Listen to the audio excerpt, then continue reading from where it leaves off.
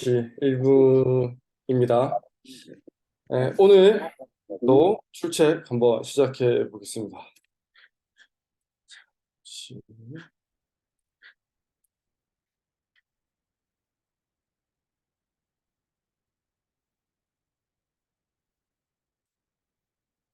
오늘 제가 아침에 강의해 드릴 내용은 자세에 대해서 추천적 노력이 필요한 이유에 대해 좀 설명을 드리려고 합니다.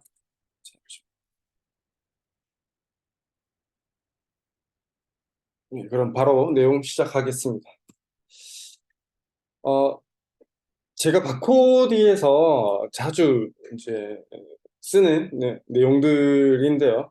백일섭 선생님과 백일섭 선생님보다 10살 가량 많으신 이순재 선생님을 많이 비교를 하죠. 이 두 분의 자세적으로 봤을 때, 당장 화면에 보이는 자세적으로 봤을 때 좀 가장 큰 차이는 목이 있고 없고를 볼 수 있을 거예요.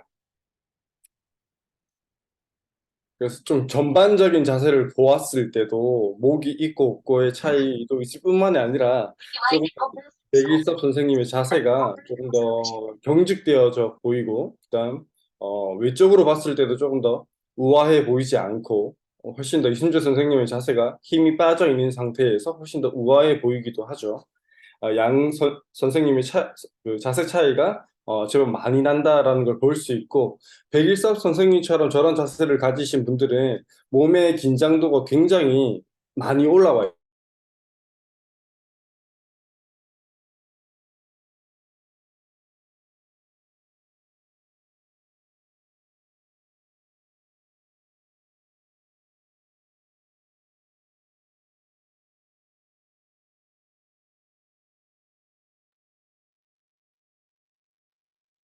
네. 저런 목 어깨 긴장도뿐만이 아니라 전반적인 긴장도가 다 올라와 있을 거라고 아마 예측해 볼 수 있을 거예요.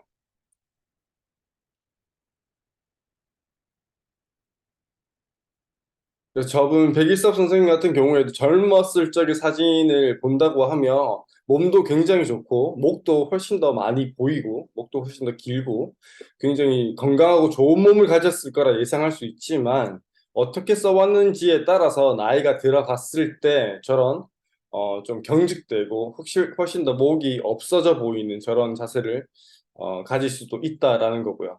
그래서 애초에 저렇게 체형을 가지고 저런 자세를 가지고 태어나신 게 아니라 어떻게 써왔는지가 나중에 추후에 자신의 자세로 나타난다라는 말씀을 드리고 싶은 부분입니다.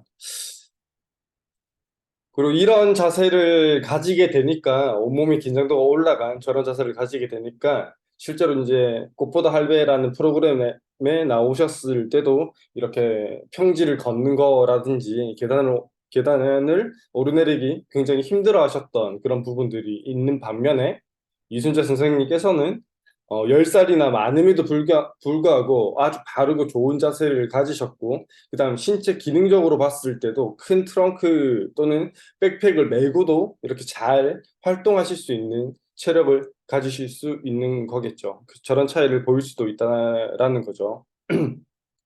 그리고 이순재 선생님의 자세가 좋다라는 게 비단 그냥 앉아있고 서 있는 자세만 좋은 게 아니라 저렇게 책을 보실 때도, 비행기에 앉아서 책을 보실 때도 화면이 잘 안 보이실 수도 있겠지만 조금 자세히 보시면 책을 굉장히 바른 자세로 보시거든요. 이렇게 책을 허벅지나 책상에 두고 고개를 이렇게 숙인 상태에서 책을 보시는 게 아니라 책을 이렇게 들어 올린 상태에서 바른 자세를 유지한 상태에서 저렇게 책을 보실 수 있다라는 게 아주 바른 자세가 습관화되어 있으신 분이다라고 볼 수 있을 것 같습니다. 이렇게 바른 자세로 잘 써 오셨기 때문에 추후에 나이가 들어감에 따라서도 본인의 자세에서 이렇게 이순재 선생님께서는 좋은 자세를 계속 잘 유지하실 수 있는 반면에, 백일서 선생님께서는 젊었을 적에 굉장히 좋은 몸을 가지고 있었음에도 불구하고 나이가 들어서는 저런 좀 경직되고 좀 외적으로도 보기 좋지 않은 저런 자세를 가지게 되는 것이겠죠.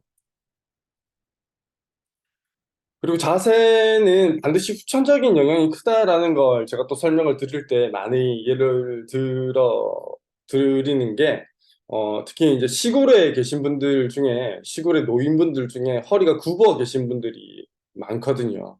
이렇게 허리가 굽어 있는 이유를 저희가 한번 생각을 해보면, 도시에 계신 노인분들보다 시골에 계신 분들이 왜 이렇게 굽어 계신 분들이 훨씬 더 많을까를 한번 생각해 보면, 이분들의 생활 방식에 있어서 생활 타입이, 일하시는 타입이 이렇게 바닥에 앉아서 밭일을 많이 하시니까 바닥에 이렇게 쪼그리고 앉아서 허리를 굽힐 일이 훨씬 더 많다는 거예요.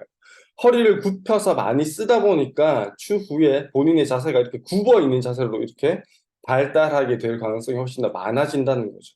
그리고 시골에 계신 분들 같은 경우에는 고질병이 있죠. 대표적인 고질병이 무릎 통증과 허리 통증이죠.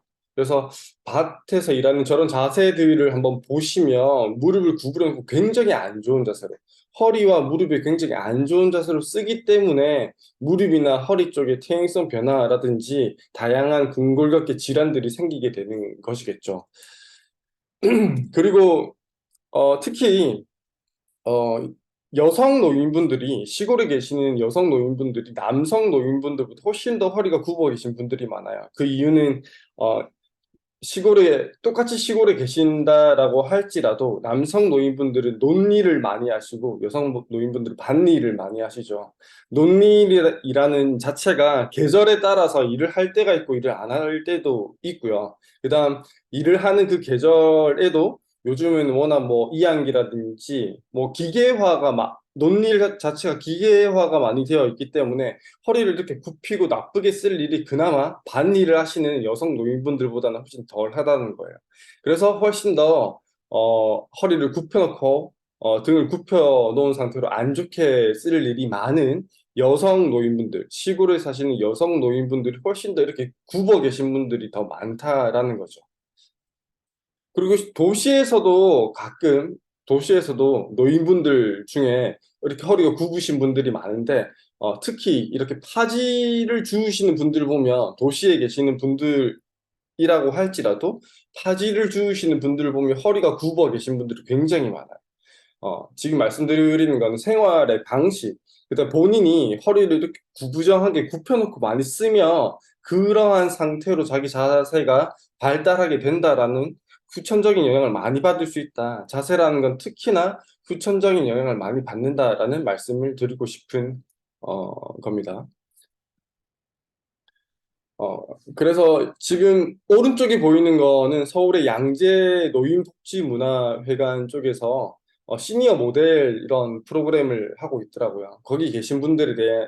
거기 이제 모델로 등록되어 있으신 분들의 사진을 제가 좀 이렇게 퍼왔는데, 보시면 뭐 34년생도 있으시고 32년생도 있으시거든요. 자세가 굉장히 좋죠. 이분들이 물론 어, 아주 예전부터 자세를 바르게 써왔던 것도 있으실 테고, 또는 이제 모델 프로그램을 임하게 되시면서 이렇게 자세히 또 신경을 쓰신 부분도 있으시겠지만, 어쨌든 나이가 많으시다라고 하더라도 바른 자세를 가지고 계시다라고 하면 왼쪽에 보이는 저런 자세보다는 훨씬 더 미적으로도 보기 좋을 거고, 근골격계 계통으로도 훨씬 더 이점을 취하실 수 있으시겠죠. 그래서 저희가 어떻게 늙어 갈 건지, 어떻게 내 자세를 만들어 갈 건지는 본인이 선택하는 거다라고 이해하시면 될 것 같고, 평상시에 자세에 관심을 많이 가지시면서 어,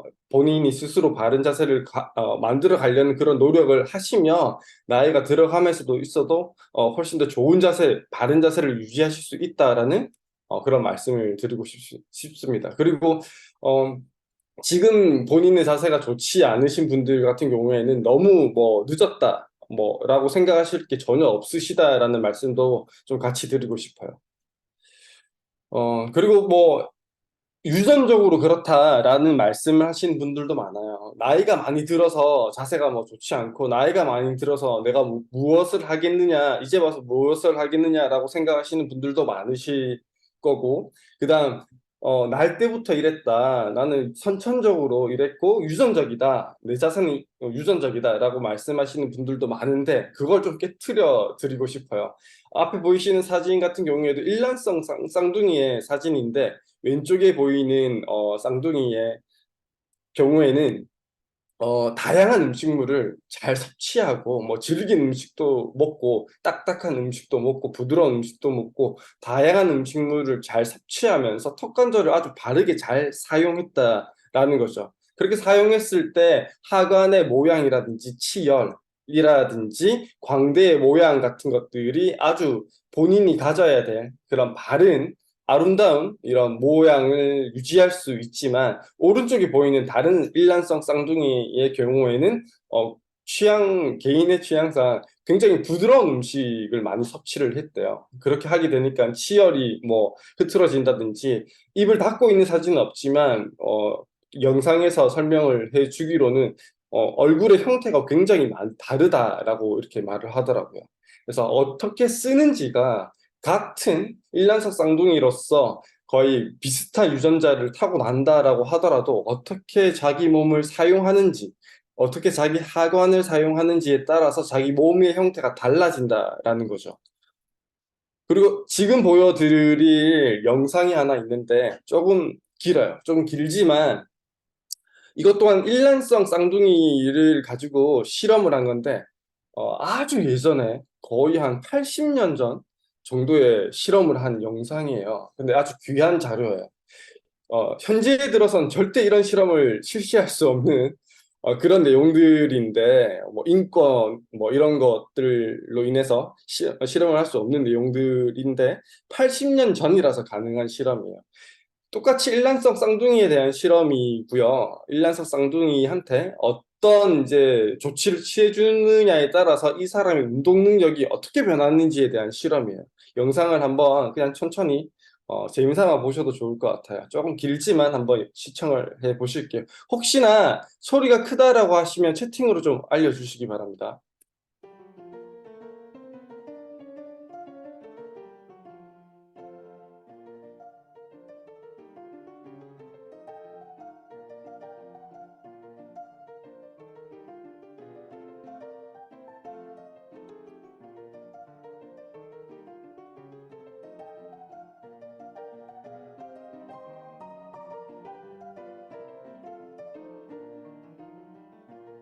네, 태어났을 때부터 실험을 한 거고요. 태어나서 얼마 안 되어서부터 실험을 한 거고, 22살 때까지 이렇게 관찰 실험을 한 거거든요. 지미와 존이라는 쌍둥이를 가지고 실험한 겁니다. 근데 이 지미라는 형 같은 경우에는 똑같은 일란성 쌍둥이지만, 이렇게 쥐는 능력이 훨씬 더 월등하죠. 훨씬 더 오래 잘 매달려 있습니다.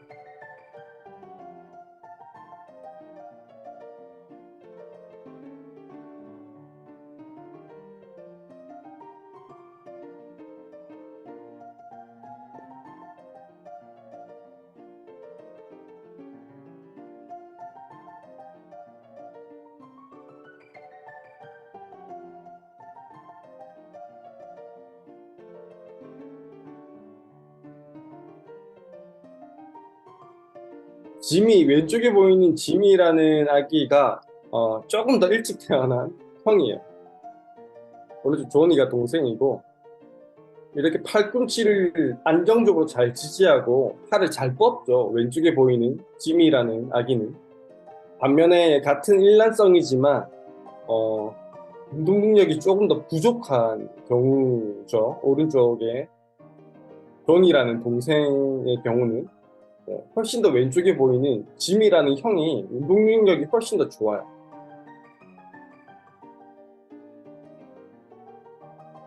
지금도 보면 이제 운동 발달이 조금 더 빠르죠. 왼쪽에 보이는 어,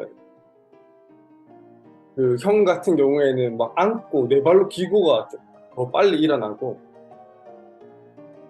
또 앉아 있는 능력 같은 경우에도 훨씬 더 안정적으로 잘 앉아 있죠. 왼쪽에 보이는 형이 이미라는 형이 훨씬 더 잘 앉아 있고 네. 오른쪽에 있는 동생은 잘 앉아 있지도 못해요.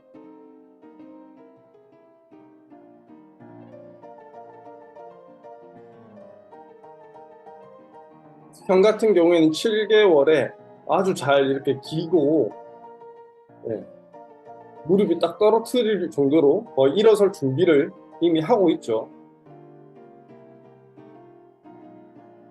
아주 잘 기어 다닙니다. 기어 다니는 능력이 아주 좋아요.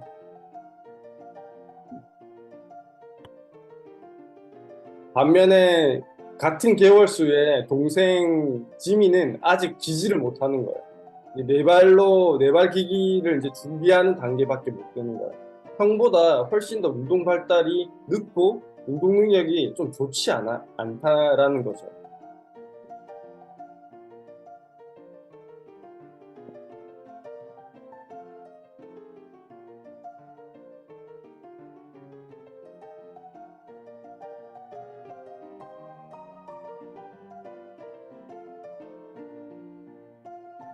그래서 지금 이 영상은 동생을, 그 짐이라는 운동 능력이 좀 떨어지는 동생을 수영을 훈련시키는 거예요. 너 운동 능력이 부족하니까 운동 능력이 부족한 이 동생을 갖다가 이런저런 연습을 이제 시켜보는 거예요. 형은 형은 아무런 연습을 시키지 않고요. 운동 능력이 좋던 형은 시키지 않고 조니라고 하는 동생만 수영 연습을 막 시키는 거예요.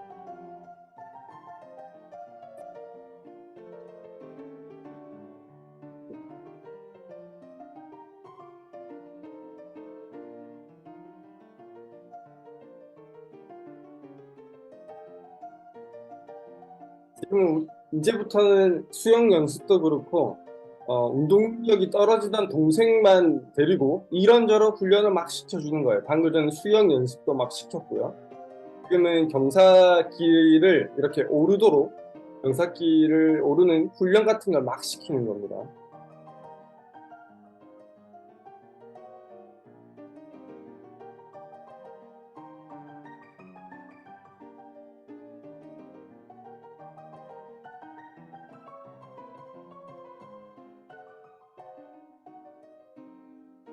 지금은 아기들을 데리고 이런 실험은 막 무슨 뭐 문제 제기가 많이 되면서 절대 이런 실험을 하지 못할 거거든요. 이 당시라서 가능한 실험들이고요.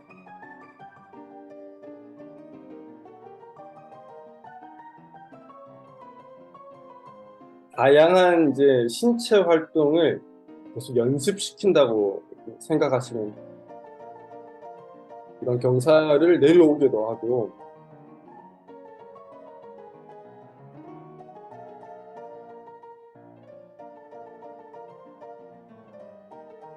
계속 이 동생만 연습시키는 겁니다.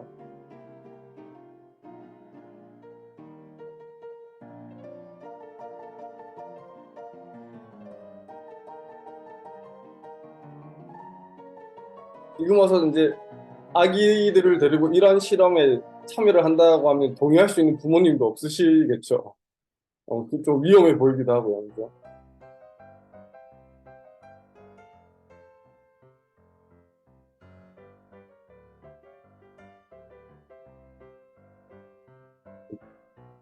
정말 겁도 없이 막 잘 올라가죠.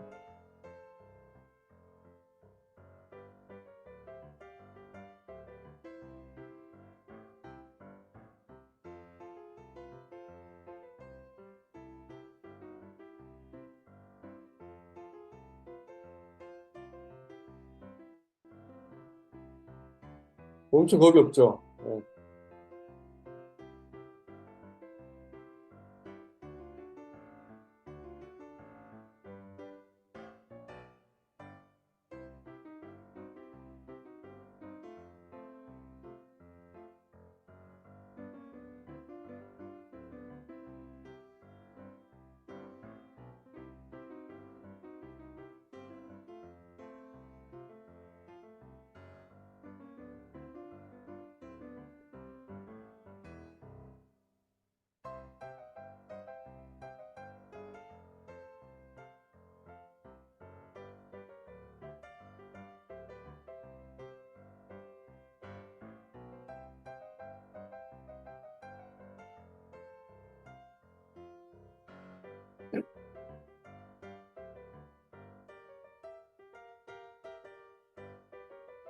이 실험은 다시 설명드리면 형이 일란성 쌍둥이지만 형이 훨씬 더 운동 능력이 탁월했어요. 운동 능력이 훨씬 더 모든 방면에서 좀 떨어지는 동생만 이런저런 다양한 활동을 한 2살 때 정도까지, 24개월 정도까지만 계속 이런저런 다양한 활동을 연습시키는 거예요. 형은 어떠한 연습도 시키지 않고 그냥 일상적으로, 일반적으로 이렇게 성장할 수 있도록 그냥 두고 동생만 운동 능력이 형에 비해서 훨씬 떨어지는 동생만 다양한 활동들을 시켜주면서 활동시켜주면서 훈련시키는 거예요.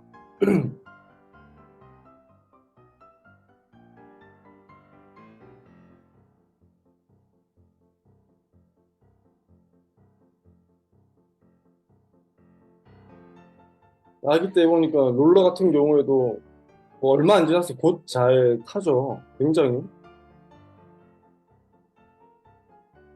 습득력이 훨씬 엄청 빠르죠.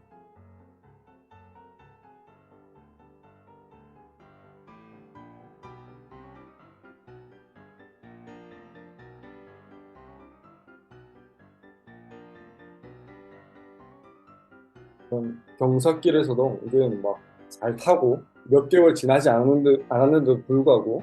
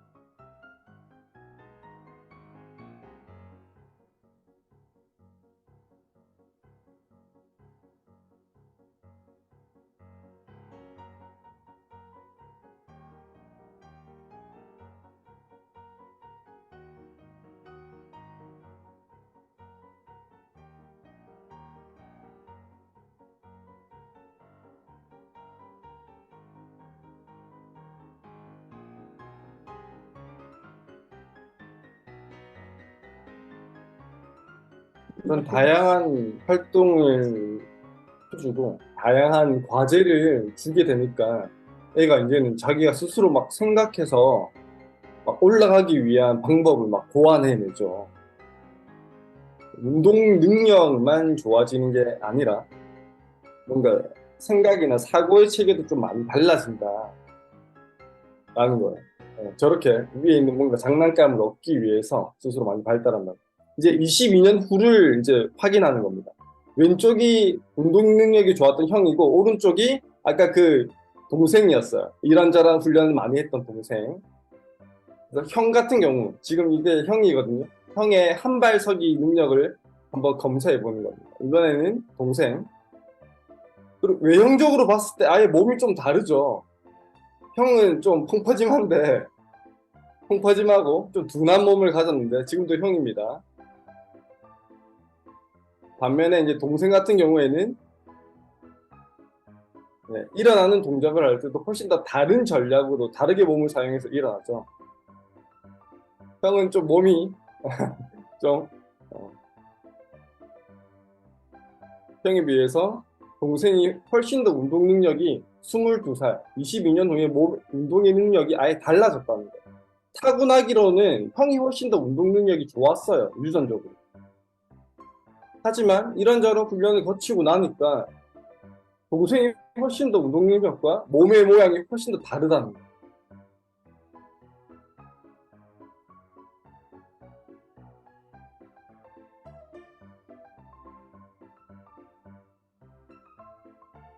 형 같은 경우에는 사다리를 타고 올라가는 걸 보면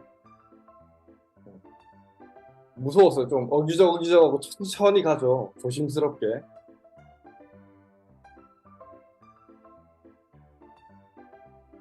내려올 때도 아주 천천히.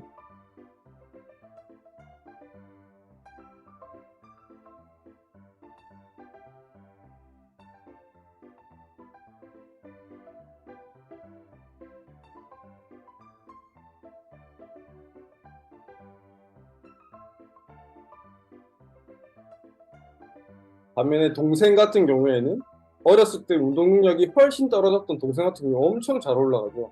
겁도 없이 그냥 수수수 올라갑니다. 몸의 근육도, 몸의 밸런스도 굉장히 좋고, 형에 비해서.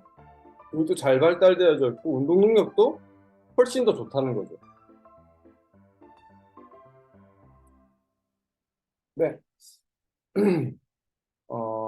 오늘 이런 좀, 지루하지만 방금 같은 영상 같은 것들을 보시면서도 혹시 저희가 특히 주변에 이런 본인 자세에 대해서 본인의 자세가 변화할 수 있다라는 거에 대해서 우리가 바른 자세의 중요성도 많이 강조하고 당신의 자세도 바르게 바뀔 수 있다라는 설명을 많이 드리지만 받아들이는 입장에서는 뭐 나이를 탓한다든지 또는 뭐 유전을 탓한다든지 또는 생활 환경을 탓한다든지 뭐 이런 다양한 변명거리를 말씀하시는 분들이 많아요.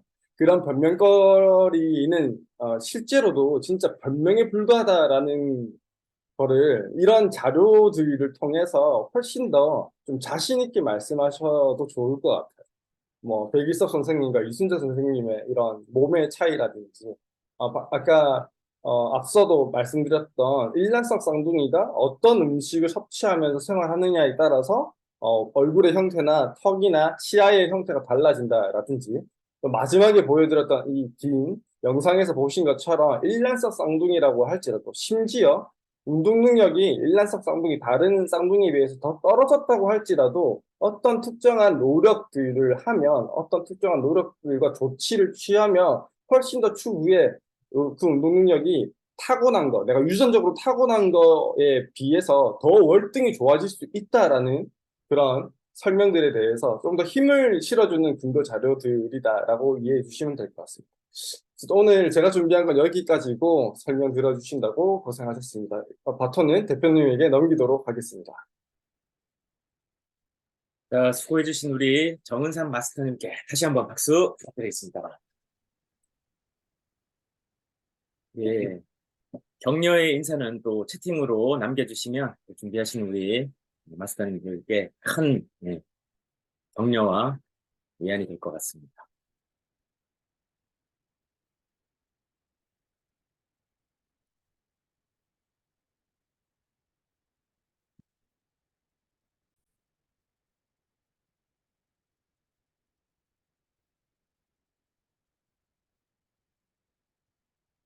조금 전에 우리가 보셨다시피 어, 학습을 하고 훈련을 한다는 게 얼마만큼 우리 인간에게 영향을 미치는지에 대한 굉장히 중요한 통찰을 주신 것 같아요.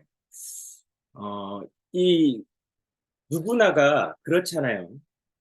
새로운 것들에 대한 어떤 도전이라든지 또 새로운 것들에 대한 행동이라든지 이런 것들을 외부의 물리적인 힘이 없이는 스스로 이렇게 도전하기가 쉽지 않은데 또 저 시대상에서 할 수 있었던 또 실험을 통해서 오늘날 우리에게 주는 건 계속 제가 말씀드리는 내용입니다만은 신경 가소성을 저기서 볼 수가 있죠.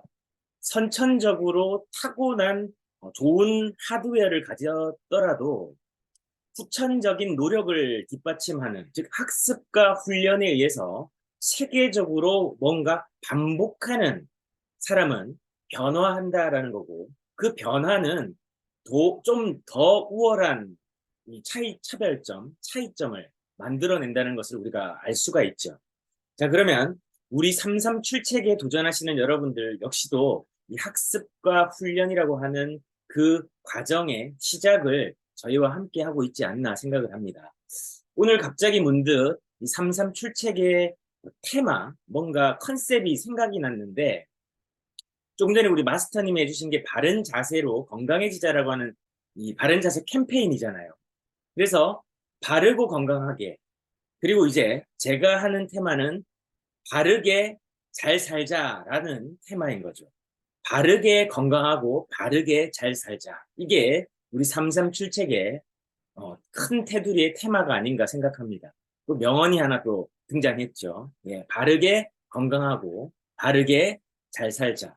이게 33 출첵이 추구하는 지향점입니다. 그러면 우리 33 출첵 신규반을 모집을 하고 있습니다. 12월 31일까지 33일 도전하실 수 있는 분들 계속해서 좀 모집을 해 주시면 참여해서 또 좋은 기회가 되고, 오늘 보니까요, 대전에서 우리 또 이윤숙, 이윤경, 예, 푸엉님 지금 대전에서 참여를 하고 계시고, 우리 황현진, 예, 총판사님도 지금 계시죠? 예, 대전에서 이렇게 시작이 된다는 게 굉장히 고무적입니다. 또 우리 광양도 최근에 봤을 때는 두 분이 시작하셨는데 지금 예, 아주 많은 분들이 감사합니다. 참여하고 계시네요. 놀라운 참여율을 보여주고 계십니다.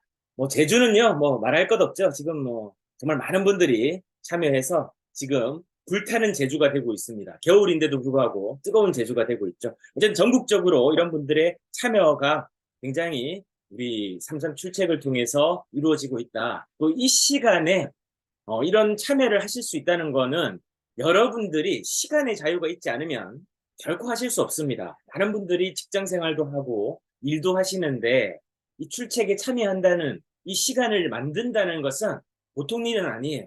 하지만 여러분들의 의지로 이렇게 참여하신다는 것은 여러분들이 시간을 자유롭게 쓰고 있다. 저는 그렇게 생각합니다. 어제 우리 신문 언론에 인터넷 뉴스에 바른 자세 서포터즈 일기 발대식을 우리 슬리밍고 강남 쇼룸에서 개최했다라고 하는 기사가 어제 게재됐습니다. 그래서 슬리밍고라고 네이버에 검색하시게 되면 현재 뉴스를 검색하시면 뉴스를 딱 클릭하시게 되면 메뉴를 이렇게 다양한 슬리밍고의 최근의 소식들을 보실 수가 있습니다. 그래서 이제 강남에서 바른 자세 서포터즈들은 앞으로 자세를 통해서 건강을 예방하고 관리를 할 수 있다는 그 중요성을 이제 공감하시는 분들이 이제 주변 분들에게도 바른 자세를 좀 설파하겠다라고 해서 바른 자세 서포터즈가 처음으로 일기가 이제 출범을 한 거거든요.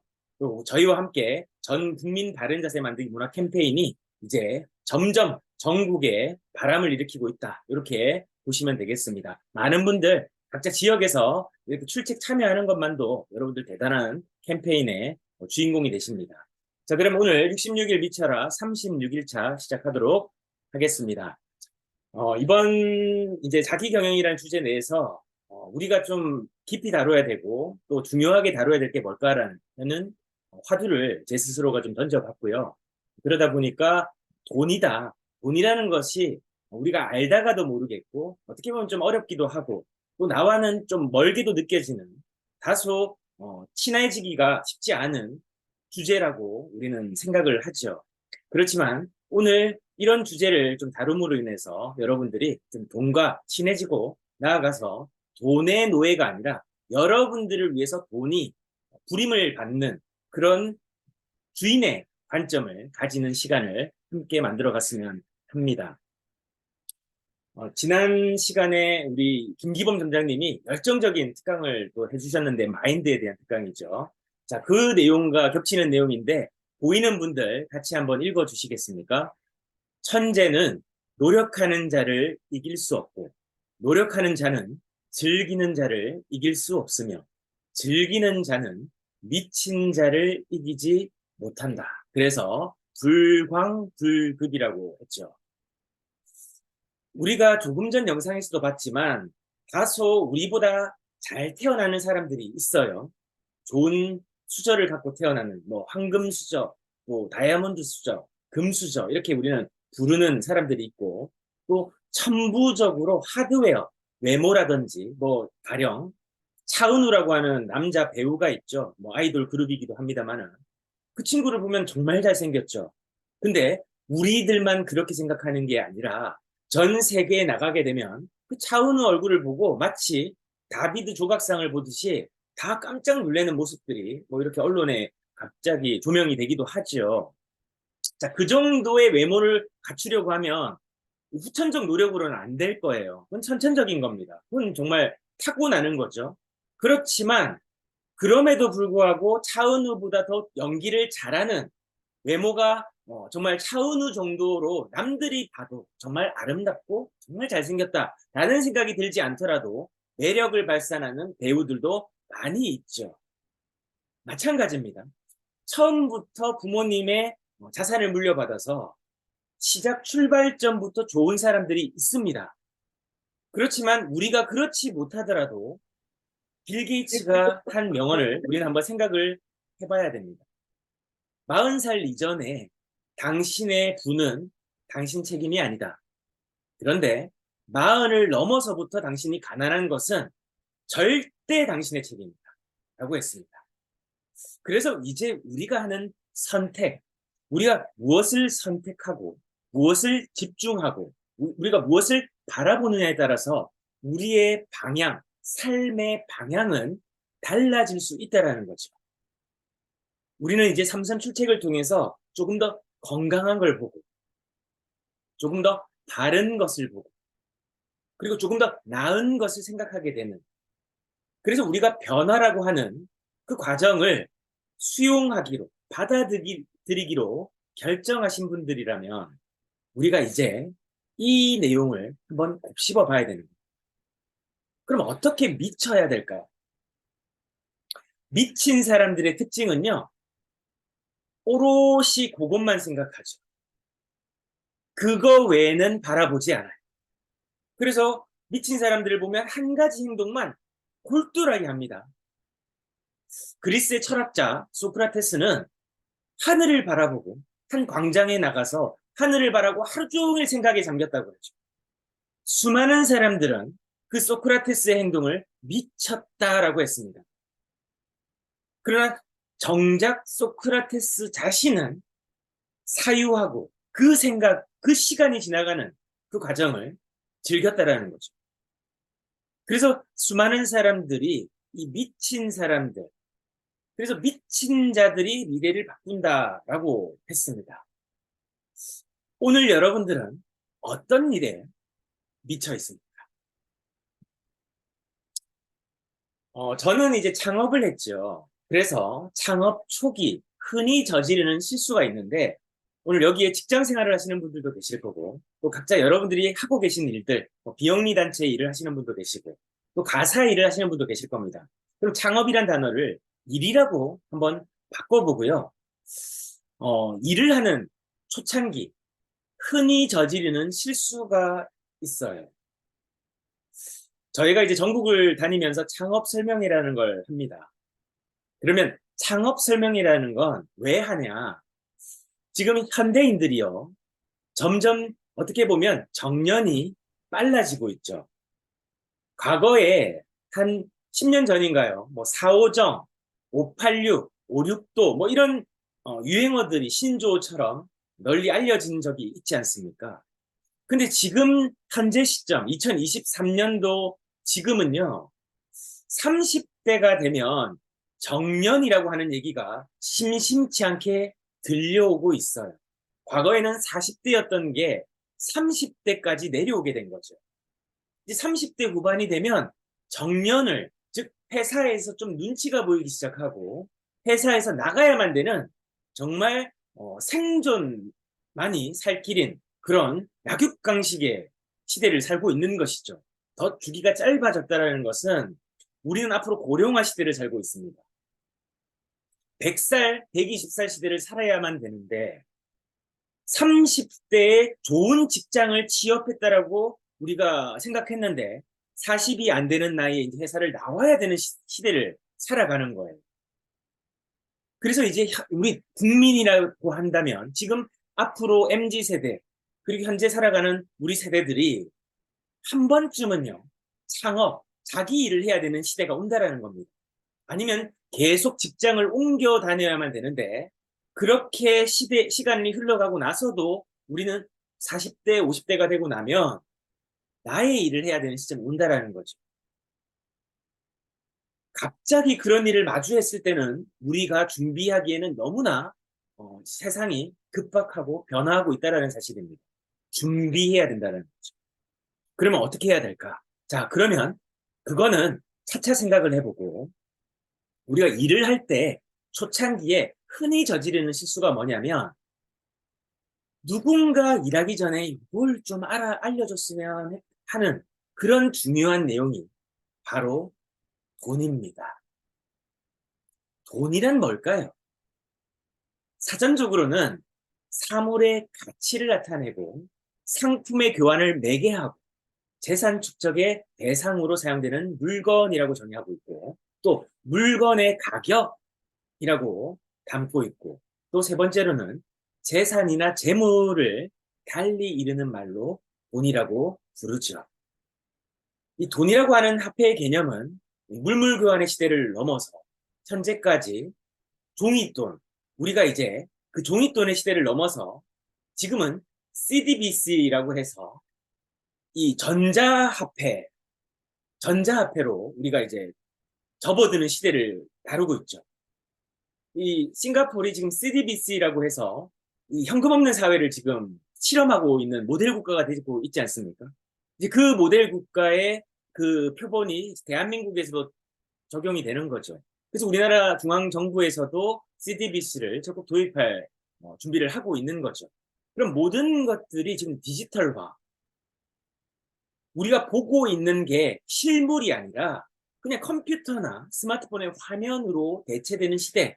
진짜 내 돈이 은행에 있는 게 아니라 그냥 전산망에 숫자로만 존재하는 시대. 그게 지금 현재 도래한 돈이라고 하는 개념인 것이죠. 그래서 계속 제가 말씀을 드리고 있는 건 돈이라는 것도 에너지라는 겁니다. 근데 이 에너지의 주체가요, 우리가 컨트롤하는 게 아니에요. 우리 통장에 들어있지만 이 돈은 어떻게 사용되어지는지 우리는 모른다는 거죠.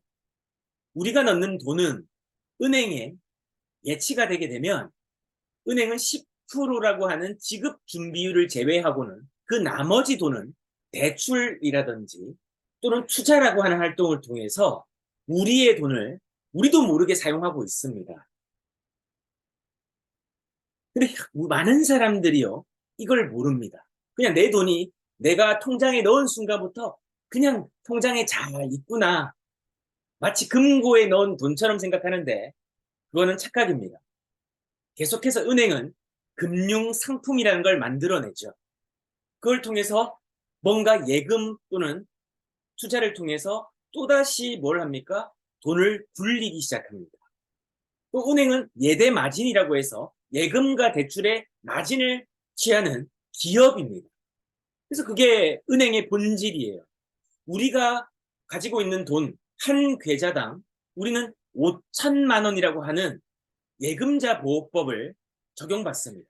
내가 1억을 넣어놓으면요, 5천만 원밖에 나라에서, 은행에서 보장해주지 않는다는 거죠. 그렇게 생각을 하면 이런 생각이 들 겁니다. 내가 그러면 지금 1억이 있는데, 통장에 1억이 있는데, 5천만 원밖에 보호 못 받는다고? 예금자 보호법이 있는지도 모르는 분도 많이 계시죠. 그러니까 어떻게 해야 될까요? 우리가 가지고 있는 돈을 잘 활용하는 방법을 공부해야 된다는 거예요. 이제 공부를 하지 않고 돈을 벌겠다는 것은 그냥 마치 눈을 감고 운전하는 것과 같다라는 거죠. 그럼 어떻게 될까요? 사고 난다는 거예요. 사고 난다는 거예요. 눈 감고 운전하는데 어떻게 사고가 안 납니까? 그런데 내가 돈에 대해서 모르고 있으면서 은행에 넣어놓으면 내 돈은 멀쩡하겠지. 그것은 하나만 알고 둘은 모르는 아주 순수한 발상입니다. 그리고 어리석은 발상으로도 얘기할 수가 있겠죠. 그래서 우리는 뭘 알아야 됩니까? 돈을 알아야 되고 돈을 공부해야 됩니다. 수많은 사람들이 이렇게 생각합니다.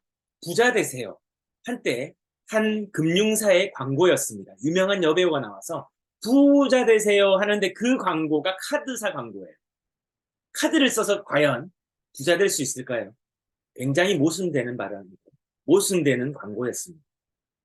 저도 돈에 대해서 모를 때는 그렇게 돈을 많이 벌면 부자가 될 줄 알았어요. 그리고 정말 돈을 많이 벌었습니다. 하지만 정말 중요한 걸 몰랐었습니다. 바로 돈을 관리하는 거였습니다. 전 시간에 제가 말씀드렸나요?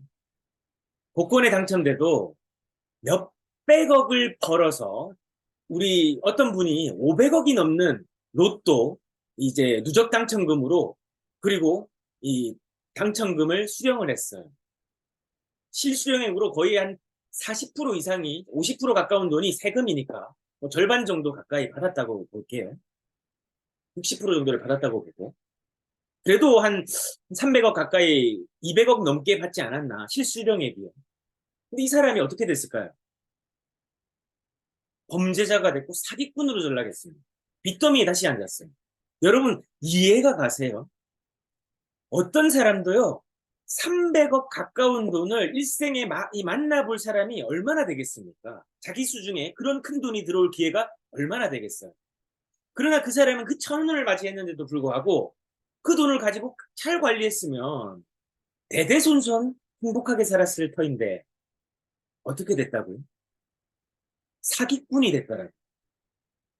우린 이런 일들을 가지고 일상에 있었던 일들을 가지고 반면교사를 삼아야 됩니다. 얼마나 돈을 관리하는 게 중요한가? 우리는 열심히 돈을 벌죠. 오늘도 우리는 돈을 벌기 위해서 노동이란 걸 합니다. 일을 하죠. 근데 그 돈이 내 수중에 지금 얼만큼 남아있는지는 다른 문제라는 겁니다.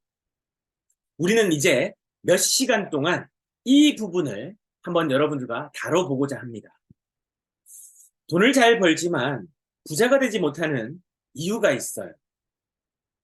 진짜 부자는 돈을 잘 버는 사람보다는 잘 관리하는 사람입니다. 시간도 마찬가지입니다. 진짜 시간 부자는요, 시간을 많이 쓰는 사람이 아니에요. 열심히 살아가는 사람이 아니라는 겁니다. 시간을 잘 관리하는 사람. 저는 이 337책에 여러분들이 들어오는 것만 해도 시간 부자가 될 수 있는 가장 중요한 역량을 갖췄다라고 생각합니다.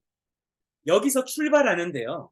이 출발점에서 여러분들이 앞으로 어떤 결정과 선택을 하느냐에 따라서 여러분들은 계속해서 시간 부자로 살아갈 수 있습니다. 제가 월요일 날 이런 질문을 드렸죠. 월요일 아침에 여러분들 미용실 갈 수 있으세요? 월요일 아침에 여러분 놀러 갈 수 있으세요? 월요일 아침에 여러분들 뭔가 하실 수 있으세요? 대부분이 그런 결정을 하기가 쉽지 않죠. 왜냐하면 그분들의 중요도는 시간을 자유롭게 쓰는 게 아닐 수도 있기 때문이죠. 돈을 벌어야 된다. 이 주제도 마찬가지라는 거예요. 그러면 어떻게 돈을 잘 관리해야 되고 어떻게 시간을 잘 관리해야 될까요? 저는 이 분을 통해서 몇 시간 동안 여러분들과 함께 어떻게 하면 우리가 시간과 돈을 잘 관리해서 정말 행복하게 또 우리가 건강하게 잘 살까? 이 주제를 좀 다뤄보고자 합니다. 벤자민 프랭클린인데 미국 건국의 아버지로 불립니다. 이분은요 42살에 재정의 자유를 획득했어요. 그래서 성공한 인쇄 사업을 경영했고요. 그리고 최초의 공공도서관을 설립한 사람이기도 합니다. 또 정치가로서 독립선언문과 헌법의 기초를 토머스 제퍼슨과 함께 제정해서 미국 건국의 아버지로 불리죠.